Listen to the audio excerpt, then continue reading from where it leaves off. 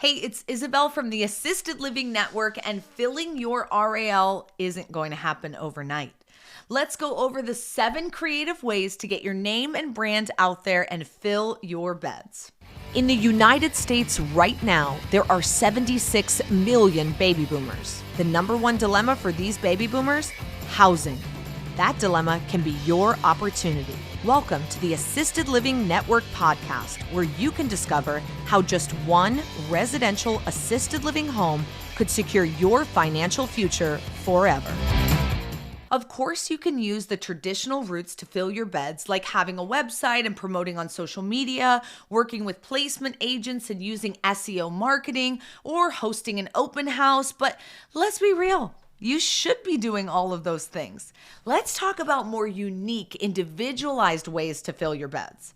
Some of the most creative ways I've heard of getting great leads and filling your residential assisted living homes beds is by hosting a booth or a table at a local farmer's market or event. Many times you're not selling anything necessarily there, and they'll let you have a last minute booth to fill spaces, and you don't even have to commit to an entire season. But if you are in a smaller town or community, this could be a great way to get your brand exposure, put your name and face out there, and get some face-to-face leads. How many times have you met the owner of the Brookdale down the road? Never. Right? The second way we've seen really work to not just fill beds, but also get amazing staff members is to volunteer on a state or city level.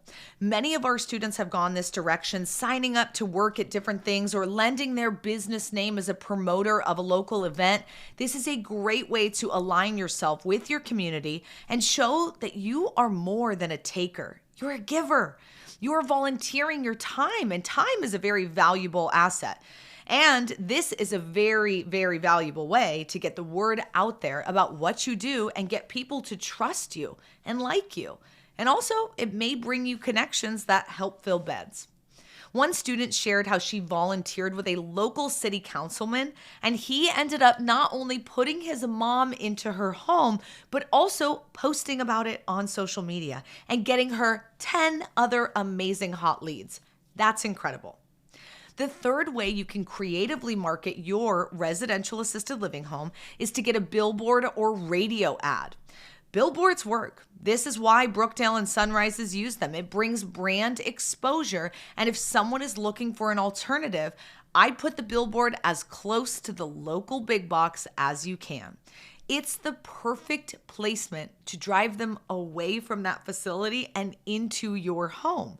Odds are, if they're driving by that facility, maybe they're aware it exists, but they might not be aware of your home.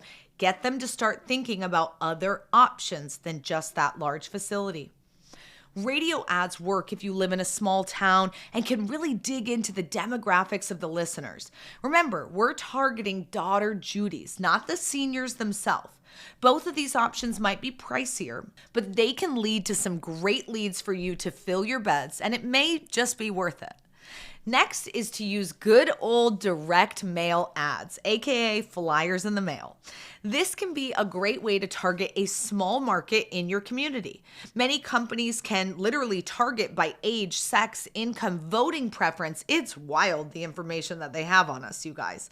Some companies even can provide like a nice handwritten letter, and it's not handwritten, but it looks like it is. I mean, I've seen them. It literally, you can like feel it. It's like handwritten, but incredible to send out, to the people and encourage them or invite them to come for a tour or check out your website or, inquire for more information. I wouldn't just go crazy and send them to everyone in your city. No. Make sure you're super strategic with this strategy. Many of our students have tried the yellow or pink paper, where you mail out the yellow card or the hot pink card, and it does help. People say, hey, what's this? And they actually read it instead of just tossing it. But companies that give you options options for postcards and handwritten letters or colored paper to strategic lists is a great way to fill your beds. Fifth, and this may be my personal favorite, but bringing cookies, brownies, bagels, bundt cakes, whatever it is, with brochures to local churches. Churches, synagogues, temples, they can be an amazing referral source for your care home. An average age of a churchgoer is 60 years old, and that's your exact demographic. If daughter Judy is of a religious sort, she's going to rely on her church's recommendation for where to bring her loved one. You want to be that preferred source. Being a member of that church is even better. But don't just join just to get the business. Be authentic, okay? Bulletins, brochures, and just being a resource can be a huge help to fill beds at a low or no cost when it comes to that religious strategy. Don't forget this next one, country clubs. You want to go visit and become friendly with the manager and let them know your offering. See if you can leave brochures, business cards, information about the home. They may even have opportunities to publicize in a monthly newsletter or something of that nature. Those are the daughter Judys and son Bobs that you want to be in touch with. This could be a gold mine for you. Anything smaller or local is just right up your alley. The more targeted we can get, the better. Seventh is hospitals. Many hospitals are looking for homes to refer to when someone comes in with an injury or mental decline. And the closer you are with the staff, the better. Go in and offer your services. Ask to be added to the documents that they give families during this discharge or, this vulnerable time in general, and ask how you can help. How can you be of service? Bring treats in for the staff and be kind. In all of these situations, be kind, right? Of course. But if you can't tell, all of these strategies are heavily based on relationships, which is so true of RAL. It's a relationship industry. So the more connected you are, the kinder you are, the more leads you'll get. It's true. You can attract more bees with honey. Of these 7 creative ways to fill your beds, some may work better in your market than others depending on your community, but all of these are excellent ways for you to start building the brand and getting your name out there. There's multiple reasons why people market their business. Sometimes it's for leads, other times it's for awareness. Consider that some of these awareness tactics will eventually lead to leads, but not always right away. Most people need to see something 22 times before it registers that they even saw it.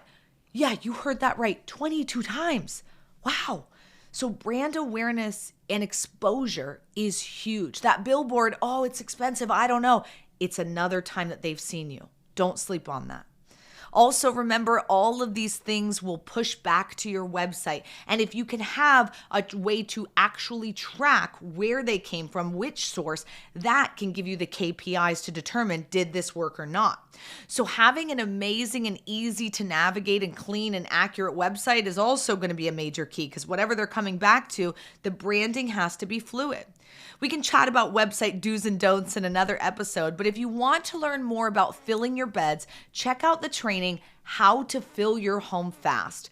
I'll put it in the show notes below. It's a course that's taught by Michael Marlowe, an incredible trainer who can really help you fill your beds quickly. And before you go, don't forget to like and share this episode and follow us wherever you listen to your favorite podcast.